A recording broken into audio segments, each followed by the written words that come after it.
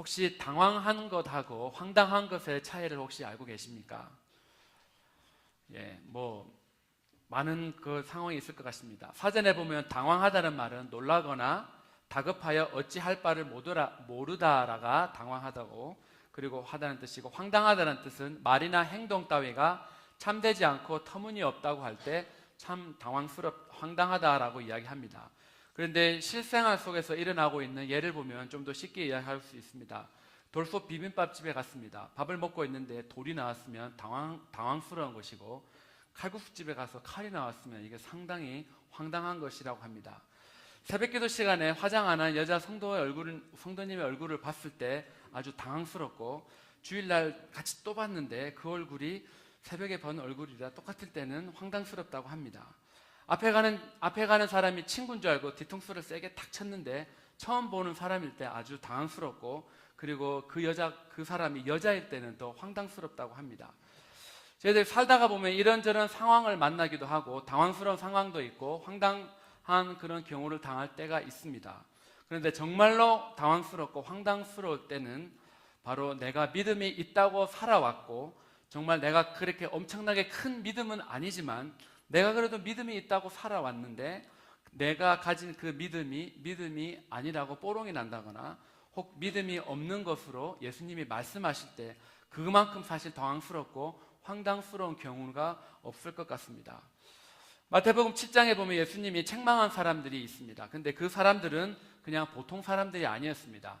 선지자 노릇을 했던 사람들이었습니다. 여러분, 선지자 노릇 아무나 하는 것 아닙니다.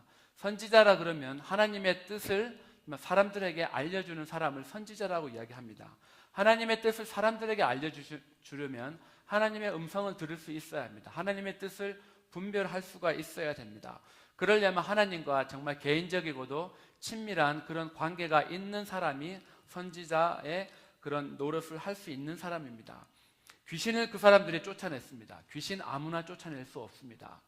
귀신을 쫓아내는 것도 정말 예수 이름의 권세를 가지고 있는 사람이고, 또한 귀신을 쫓아낸다는 것은 그만큼 기도를 아주 많이 했다거나 하나님께서 귀신을 쫓아낼 수 있는 그런 은사를 준 사람입니다. 게다가 많은 권능을 행했습니다.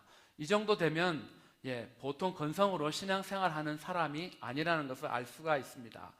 예수님이 칭찬을 해야 되는 사람들입니다. 그런데 이 사람들을 향해서 예수님이 하신 말은 칭찬이 아니었습니다.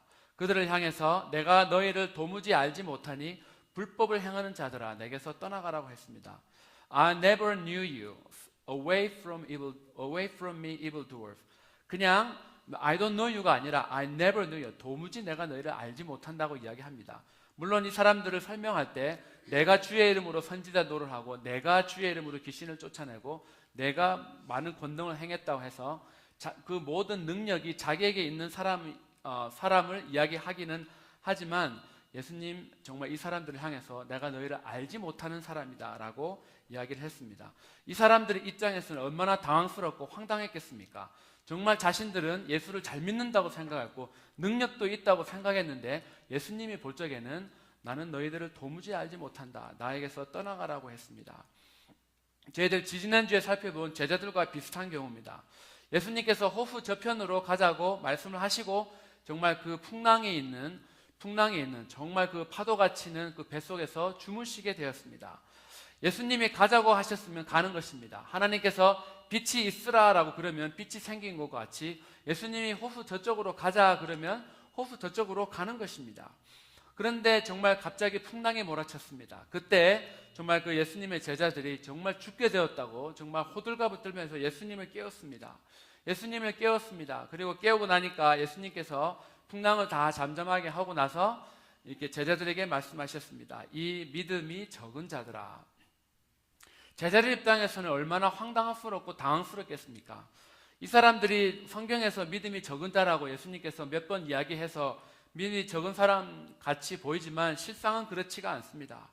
베드로 같은 경우 배를 버려두고 떠났습니다.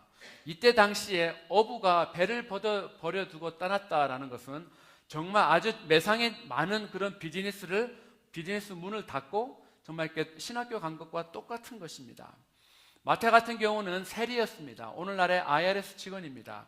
물론 그때 당시에 욕을 엄청나게 많이 먹기는 하지만 그때 당시의 경우로서 아주 돈벌이가 좋은, 페이가 아주 많은 그런 직업 중 하나였습니다. 그 많은 연봉 좋은 직장을 포기했습니다. 시몬이라는 사람은 열심당원이었습니다. 열심당원이라 하면 정말 한국에 옛날에 좀 독립운동을 하던 그런 사람들입니다. 정치적으로 안목도 있고 애국주의자고 나라를 위해서 정말 이 한몫 희생할 수 있는 그런 정말 이렇게 엘리트인 그런 사람이었습니다. 그런 사람들 보면 정말 이렇게 잡혔을 때 고문을 당한까지 생각을 하면 이 사람들 자기의 의지를 꺾지 않는 아주 의지도 강한 그런 보통 사람들이 아니었습니다. 대부분의 제자들은 나름대로 안정된 삶을 살았고 나름대로 사회에서 인정받고 실력 있는 사람들이었습니다.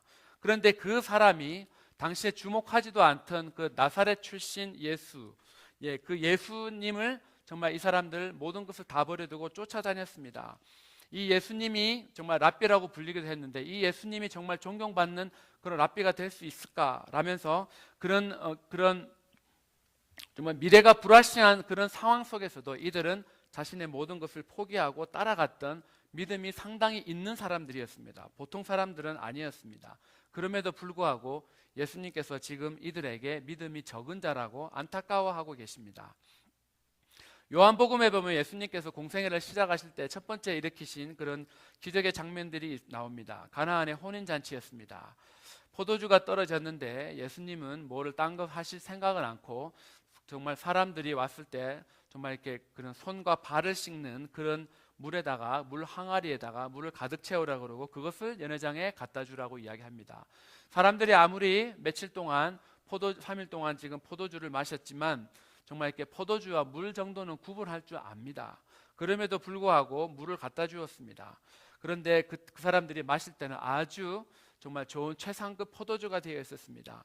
그 사건은 예수님이 내가 물을 변하여 포도주가 되게 하는 그런 능력이 있다는 것을 가르쳐 주기 위함이 아니라 제자들이 그를 믿으니라, 제자들에게 믿음을 심어주기 위해서 행하신 것이었습니다. 두 번째 표적이 있습니다. 왕의 신하의 아들이 죽게 된 것이 있습니다. 그런데 그 죽게 되었는데 그냥 예수님께서 직접 찾아가지도 않고 말씀으로 그 아들을 고치셨습니다. 그 사건도 그 아이와 그 아이의 아버지와 그 집안에 믿음을 주기 위해서 그런 기적을 일으키셨습니다. 세 번째 표적은 38년 된 병자를 고치는 일이었습니다. 그 병자를 고치시고 난 후에 하신 말씀이 내 말을 듣고 또 나 보내신 이를 믿는 자는 영생을 얻었고 심판에 이르지 아니한다고 말씀하십니다. 네 번째, 다섯 번째, 여섯 번째, 일곱 번째, 그 요한복음에 나오는 그 7가지의 기적들은 전부 다가 그 모든 표적들은 믿음과 연관이 있습니다. 사람들에게 믿음을 주기 위해서, 믿음을 심어주기 위해서 예수님께서 기적을 일으키셨습니다. 교회에 오면 믿음이란 말을 참 많이 사용합니다. 믿음으로 구원을 받습니다. 주 예수를 믿으면 구원을 받는다고 합니다. 또 나를 믿는 자는 나의 하는 일을 저도 할 것이요 이보다 더 큰 일도 한다고 이야기합니다. 믿음만 있으면 예수님이 했던 능력도 우리도 행할 수 있고 더 큰 일을 행할 수 있다고 성경은 이야기하고 있습니다. 또한 믿음으로 노아는 보지 못하는 일에 경고하심을 받아 경외함으로 방주를 예배해서 자기 집안을 구원했습니다. 그렇다면 정말 믿음이 있으면 자기 집안을 구원할 수 있는 그런 능력이 된다고 성경은 이야기합니다. 믿음으로 아브라함은 부르심을 받았을 때 순종하여 장래 기업으로 받을 약속의 땅으로 나갔습니다. 즉 믿음이 있으면 떠날 수 있는 능력이 있습니다. 그리고 순종할 수 있는 능력이 생기는데 그것이 어디에서 나오냐 그러면 바로 이 믿음입니다. 그리고 믿음으로 살아는 잉태하는 힘을 얻었다고 했습니다. 현실적으로 보면 도저히 생명을 잉태할 능력이 없는데 믿음이 있으면 정말 그 현실을 뛰어넘는 생명을 잉태할 능력을 가지고 온다는 것입니다. 또한 믿음으로 이삭과 야곱은 장차 오는 일에 대하여 후손들을 축복을 했습니다. 그리고 그 이삭과 야곱이 축복한 그대로 그 자손들은 그 부모가 축복한 그대로 되었습니다.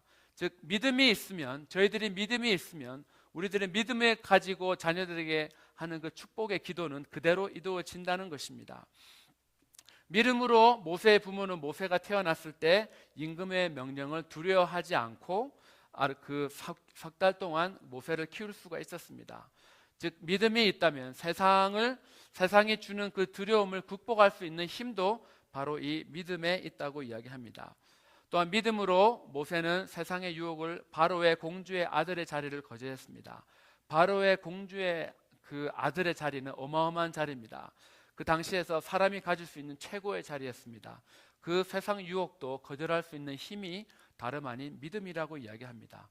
또한 정말 의인은 믿음으로 말미암아 산다고 했습니다. 이 정도 되면 거의 도깨비 방망이 수준입니다. 믿음만 있으면 모든 것을 다 얻을 수 있고, 믿음만 있으면 그 어떤 어려운 상황도 극복할 수가 있습니다. 한 가지 더 말씀드리면 히브리서 11장 6절에 보면 믿음이 없이는 하나님을 기쁘시게 못한다고 했습니다. 하나님을 기쁘시게 하는 것, 헌금 많이 하는 것도 아니고, 교회 봉사 열심히 하는 것도 아니고, 전도나 선교 열심히 가는 것이 아니라 바로 믿음이라고 이야기합니다. 이렇게 중요한 믿음, 교회 다니는 사람들, 그리고 예수를 믿는 사람들이 관심을 가져야 되는 이 믿음도 매년 업그레이드 되어야 된다는 것입니다. 데살로니가 후서에 보면 형제들아 우리가 너희를 위하여 항상 하나님께 감사할지니 이것이 당연함은 너희의 믿음이 더욱 자라고 너희가 다 각기 서로 사랑함이 풍성함이라고 했습니다. 사랑도 풍성해지고 매년 풍성해져야 되고 믿음도 더욱 자란다고 이야기합니다. 고린도후서에다 보면 너희 믿음이 자랄수록이라고 사도 바울이 표현했고, 빌립보서에도 너의 믿음의 진보와 기쁨을 위하여라는 그런 표현이 있습니다. 믿음은 자라나야 되고 진보가 있어야 됩니다. 오늘날 저희들이 살아가는 이 시대의 표현으로 바꾸면 바로 믿음이 업그레이드 되어야 된다는 것입니다. 벌써 11월 마지막 주일입니다. 이제 한 달만 있으면 올 2016도 다 끝납니다. 사람이 이제 매년 세월이 지나가면 저희들이 자동적으로 업그레이드 되는 거 있습니다. 우리가 바로 나이가 한 살이 더 먹습니다.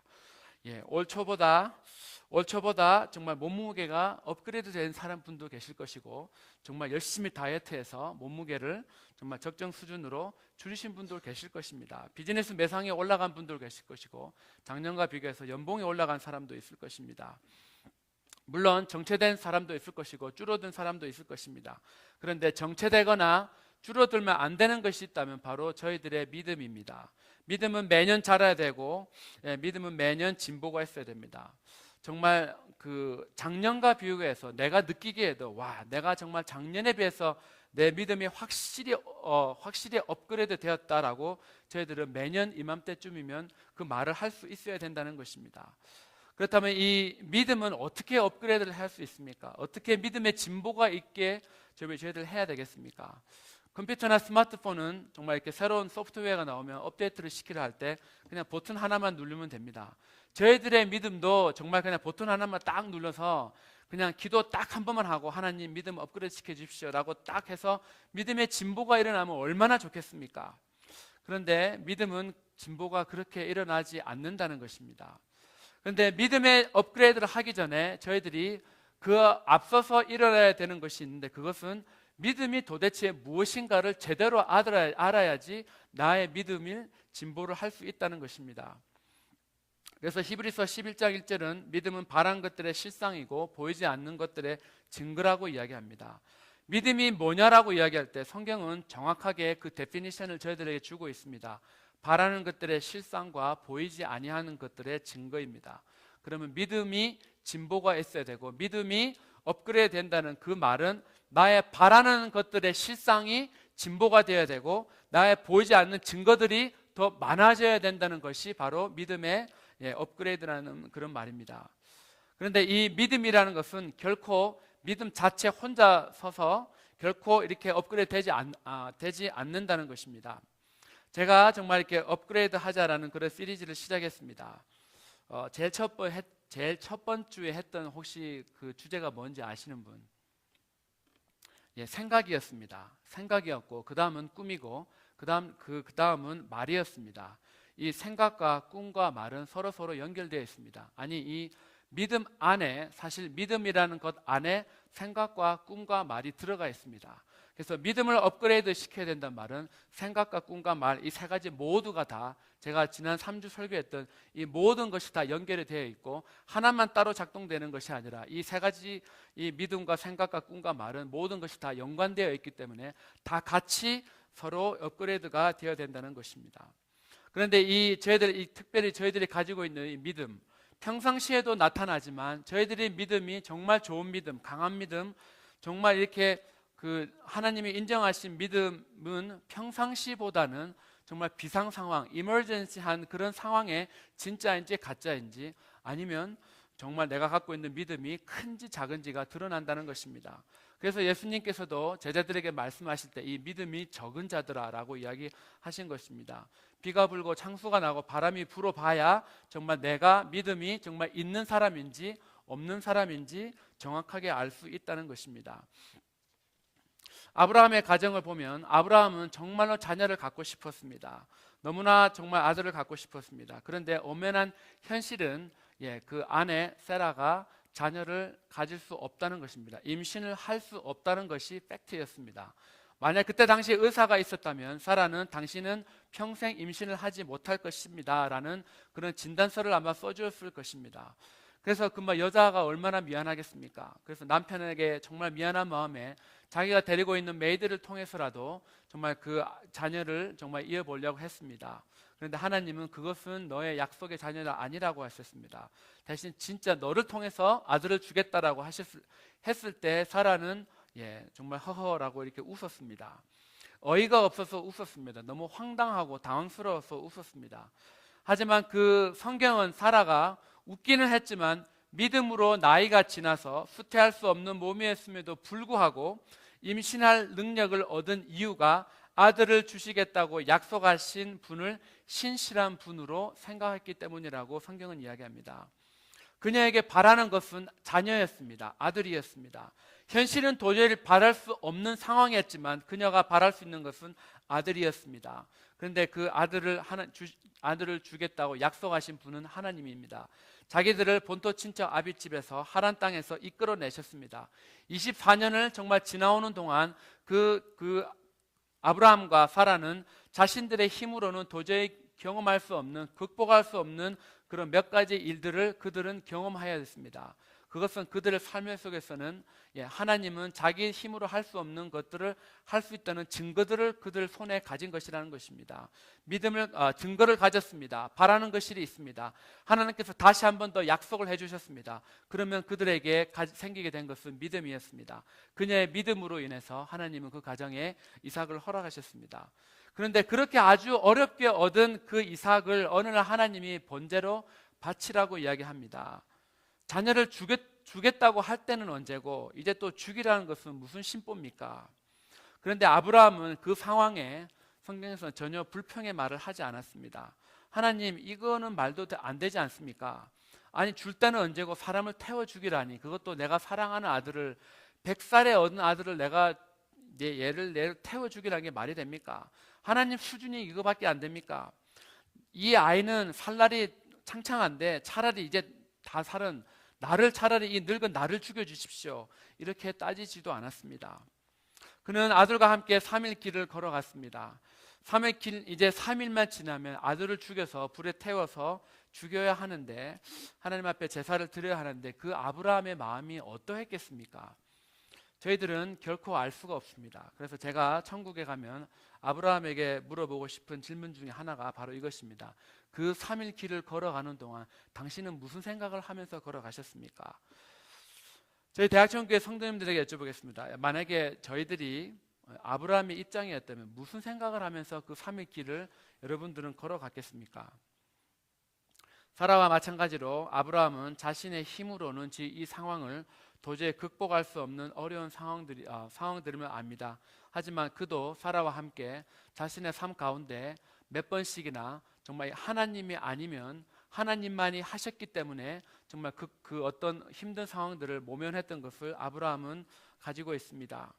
아브라함이 이 이삭이 죽게 되면 Father of all nations, 하나님이 약속하신 그 아브라함이라는 그 주신 이름, 모든 열국의 아버지라는 그런 타이틀을 자기가 가질 수 없습니다. 하나님을 보면 이 정도 앞뒤 안 맞는 말씀을 할 양반이 아닌데, 할 분이 아닌데 정말 그러면 뭔가가 일어나야 되는 것을 그는 생각을 하게 되었습니다. 아브라함은 정말 이 아이가 정말 죽이지만 어떻게 하든지 살아날 줄은 그는 생각하게 되었습니다. 그래서 히브리서 11장 19절에 보시면 저가 하나님이 능히 죽은 자 가운데서 다시 살리실 줄로 생각한지라. 어떻게 살린다는 것은 그에게 중요하지 않았습니다. 자기 이성으로는 도저히 생각을 할 수가 없습니다. 그러나 그가 생각했던 것 하나는 있었습니다. 하나님이 이 아들을 살리셔야지만이 이 아들을 통해서 자기가 모든 민족들의 아비가 된다는 것입니다. 이 아브라함의 믿음은 하나님이 죽은 아들, 자기가 죽일 아들 이삭을 다시 살린다는 생각이 있었기 때문에 그가 믿음을 가질 수가 있었습니다. 오늘날 저희들 살다 보면 오늘날 저희들의 믿음을 요구하는 그런 상황들이 있습니다. 부모 뜻대로 잘 안다는 자녀들이 있습니다. 그리고 정말 내 뜻대로 정말 변하지 않는, 평생을 같이 살았는데 저렇게 몇 년을 같이 살고 몇십 년을 같이 살았는데 우리의 배우자들이 잘 변할 것 같지 않습니다. 그리고 정말 내가 평생 가지고 있는 그런 질병이 있습니다. 현대의학으로도 잘 못 고치는 그런 질병이 있을 수도 있습니다. 그리고 변할 것 같지 않는 나의 습관들도 있습니다. 그리고 정말 변할 것 같지 않는 내 주위에 그런 상황들이 있습니다. 미국의 현실들이 있습니다. 이러한 상황들 속에서 나에게 필요한 것이 있다면 그것은 다름 아닌 바로 믿음입니다. 믿음은 변한다는 생각을 하는 것입니다. 이 믿음은 현실을 말하는 것이 아니라 바라는 것들을 말하는 것이 믿음입니다. 안 되는 조건, 안 되는 환경을 이야기해봐야 그것은 결코 변하지가 않습니다. 불평과 불만을 입으로 내뱉는다는 그 자체가 벌써 나에게 믿음이 작동하지 않고 있다는 것을 말하는 것입니다. 이 믿음은 그동안 내 삶에서 하나님께서 보여주신 것, 하나님의 내 삶 속에서 정말 하나님만이 하실 수 있는 그 증거들을 다시 생각하고 다시 묵상하는 것입니다. 과거에도 정말 내 삶 가운데 하나님이 역사를 하셨습니다. 그때에도 하나님은 내 실력으로, 내 환경으로는 도저히 일어날 수 없는 환경들을 하나님께서 하셨습니다. 그러면 오늘 내가 지금 겪고 있는 그 상황도 그때도 역사하신 하나님이라면 어제나 오늘이나 영원토록 동일하신 하나님은 오늘 내가 처한 그 상황에서도 하나님께서 반드시 역사하신다는 것입니다. 어제는 역사하셨는데, 과거에는 역사하셨는데 오늘 내가 갖고 있는 문제를 보니까 여리고성처럼 너무나 어마어마하게 커 보이면 그때 내가 필요한 것은 과거에 역사했던 하나님을 다시 한번 생각하는 것입니다. 그 증거들을 다시 한번 묵상하는 것입니다.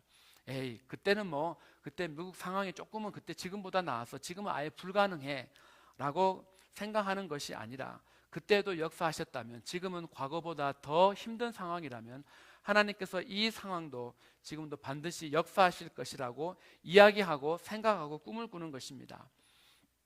저희들이 저지르는 가장 큰 실수 중에 한 가지는 하나님께서 어떻게 행하실 것이라는 그런 방법까지도 내 이성에, 내 논리에 이해가 되어야 된다는 것입니다. 그런데 하나님은 저희들에게 말씀하십니다. 내 생각은 너의 생각과 다르고 나의 방법은 너의 방법과 다르다는 것입니다. 하나님이 내 생각과 내 이성에 다 이해가 되면 그것은 벌써 하나님이 아닙니다. 내 생각과 내 논리로 이해가 벌써 되기 때문에 내 수준에서 같이 놀고 있기 때문입니다. 여리고성이 어떻게 무너졌습니까? 여리고성은 믿음으로 무너졌습니다. 위대한 지도자 모세를 하나님이 데려가시고 난 이후에 정말 그 여호수아는 아주 두려웠습니다. 여러 번 두려웠습니다. 두려웠기 때문에 하나님께서 두려워하지 말라라고 계속해서 이야기를 하고 계십니다. 어떻게 내가 이렇게 많은 200만이나 되는 사람들을 내가 데리고 약속의 땅에 들어갈 수가 있을까? 모세는 정말 저 왕궁에서, 정말 그 이집트의 왕궁에서 왕자로, 왕이 될 사람으로 정말 40년 동안 그는 자랐기 때문에 그는 정말 탁월한 사람이고 교육도 많이 받았고 정말 조건이 좋은 사람이라 그는 정말 이스라엘 백성들을 이끌 수 있는데, 나는 출신도 그렇고 나는 별로 그런 왕궁 출신도 아닌데 나는 별로 좋은 점이 없는데 내가 어떻게 이 많은 사람들의 지도자가 될 수 있을까? 하지만 하나님은 그 두렵고 떠는 여호수아에게 이렇게 말씀하셨습니다. 이 율법책을 내 입에서 떠나지 말게 하며 주야로 그것을 묵상하여 그 안에 기록된 대로 다 지켜 행하라. 그래야 하면 너의 길이 평탄하게 될 것이고 너가 정말 형통하리라. 내가 너와 함께 하겠다고 했습니다. 그 하나님께서 주신 그 책이 있습니다. 율법책을 내 입에서 떠나지 말게 하라고 이야기합니다. 그것을 묵상하라고 이야기합니다. 무엇입니까? 묵상, 생각하는 것입니다. 꿈꾸는 것입니다. 그리고 내 입에서 떠나지 말게 하라는 것입니다. 그 말을, 하나님께서 주신 약속의 말을, 율법을 계속해서 말을 하라는 것입니다. 말을 할 때 현실을 말하지 말고 네가 못한다, 나는 지도자 자격이 없다, 그렇게 말하지 말고, 두렵다라고 말하지 말고 내가 너에게 준 약속의 말을 계속해서 네 입에서 나오게 하라는 것입니다. 그리고 그것을 주야로 생각을 하라고 이야기를 합니다. 그래야 하면 네가 형통하고 그리하면 내가 너와 함께 하겠다라고 이야기하셨습니다. 그 말을 듣고 나서 1장 8절 이후에 읽어보시면 여호수아는 바로 백성들에게 명령을 합니다. 자, 우리 이제 요단강을 건너갑시다. 요단강을 건널 준비를 모든 백성에게 다 시키셨습니다. 요단강을 정말 건너갔으면 루룰루라 하고 강을 건넜으면 그 앞에 여리고성이 없이 그냥 일사천리로 딱 지나가야 되는데 또 앞에 보니까 철옹성 같은 여리고성이 정말 버티고 서 있었습니다. 그런데 신기한 것은 다 이렇게 아시는 이야기지만 신기한 것은 홍해 앞에 섰을 때 정말 그 홍해 앞에 서고 막힌 홍해 앞에 서고 뒤에 애굽의 군인들을 잡으러 올 때는 호들갑을 뜨고 하나님이 이렇더니 저렇더니 막 모세 지도자를 욕하고 궁시렁거리는 사람이 요단강 앞에서와 이 여리고성 앞에서는 그럴 때 호들갑 떠는 믿음이 없는 모습이 전혀 없더라는 것입니다. 이제는 그 보이지 않는 하나님의 능력의 증거를 보이지 않지만 증거를 그들이 가지고 있기 때문입니다. 정말 앞에 홍해를 가르고 뒤에 있는 쫓아오는 그 이집트 군인들을 다 죽이는 것을 자기네 눈으로 직접 보았습니다. 하나님이 이런 엄청난 일을 하신다는 증거가 그들 손에 주어졌습니다. 그러니까 이제 요단강 앞에 서도 홍해를 가르시는 하나님이 요단강쯤이야. 정말 이 애굽의 군인들을 다 수장시키신 하나님이 이 철옹성 이 여리고쯤이야. 그들에게 믿음의 증거가 있었습니다. 믿음의 증거가 있으니까 이제 그 앞에서는 또 다른 문제 앞에서는 불평불만을 하지가 않습니다. 하나님이 하실 일을 그들은 기대하게 되었습니다. 그리고 또한 정말 여러분 한번 생각해 보시죠. 그 성이 13번 돈다고 이렇게 무너집니까? 일반 상식적으로는 무너지지 않습니다. 무너지지 않는데 정말 무너지지 않으면 이게 정말 무너질까? 라고 사람들끼리 이야기할 수 있지만 여호수아가 정말 일주일 동안 성을 돌 때는 아무 말을 시키지 말았습니다. 불평되는 말, 부정적인 말 절대 입에 못 나오게 했습니다. 칭찬은 쉽게 전염되지 않지만 불평과 불만은 쉽게 전염이 되는 것을 여호수아는 알고 있었습니다. 입을 정말 그 불평과 불을 못하게 했습니다. 아무 말 못하게 했습니다. 하나님이 주실 무너뜨린다 하는 약속만을 생각하게 했습니다. 생각, 꿈과 말을 철저히 관리하게 했습니다. 즉 믿음을 관리를 시켰습니다. 홍해 앞에 있을 때보다 이들의 믿음이 업그레이드되었습니다. 그래서 요단강도 쉽게 건너고 정말 그 여리고성도 그들은 정말 아무 말 하지 않고 그냥 정말 하나님이 주신 믿음으로 한번 외쳤을 때 그 정말 무너질 것 같지 않던 그런 현실이 무너지게 되었습니다. 여러분의 믿음은, 저의 믿음은 작년과 비교했을 때 과연 지금 업그레이드 되어 있습니까? 우리들의 정말 가정 전체로는 어떻습니까? 그리고 우리의 교회는 어떻다고 생각하십니까? 주님이 정말 저희들을 보시고 그리고 우리들의 가정을 보시고 우리의 교회를 보시고 정말 너네들 작년과 비교해서 참 믿음이 그래도 많이 진보가 됐구나, 많이 자랐구나, 업그레이드 됐구나, 그런 소리를 저희들은 매년 들어야 되는 것입니다. 어려운 상황에서, 불가능한 상황에서 정말 작동되는, 역사하는 믿음을 가지기 위해서는 저희들은 바라는 것들을 높여야 되는 것입니다. 저희들이 바라는 것들이 정말 내 힘으로 조금만 노력하면 되는 그 정도 수준의 것을 생각하지 않고 내가 정말 하나님만이 해줄 수 있는 그런 수준의 것들을 저희들을 생각을 하고 그런 것들을 꿈을 꾸고 그런 것들을 우리의 입으로 이야기를 해야 된다는 것입니다. 사람들을 만날 때마다 우리의 교회에, 내 삶에, 우리의 가정에, 내 비즈니스에, 내 직장의 현실을 이야기하는 것이 아니라 내가 바라는 것, 내가 바라는 것들을 이야기하고 내가 정말 하나님의 능력으로 이룰 수 있는 것들을 생각하고 이야기하고 사람들끼리 만나서 이야기하면 그것을 붙잡고 정말 걸어가다 보면 하나님께서는 어느새 저희들이 원하시는 하나님 원하시는 그런 수준에까지 저희들의 믿음을 업그레이드 시켜 그리고 저희들은 그것을 보게 될 것입니다. 정말 남은 올 한 해와 정말 우리가 앞으로 하나님께서 저희들에게 주실 한 해, 정말 저희들이 앞으로 살아갈 세월 동안 정말 저희들의 눈앞에 있는 현실을 이야기하는 것이 아니라 정말 하나님께서 내가 원하고 정말 내가 바라는 것, 성경에 약속하신 것들을 정말 저희들 바라고 그것을 꿈을 꾸며 이야기하는, 그래서 저희들의 믿음이 업그레이드 되는 우리 모두가 되기를 축원합니다. 같이 한번 기도하겠습니다.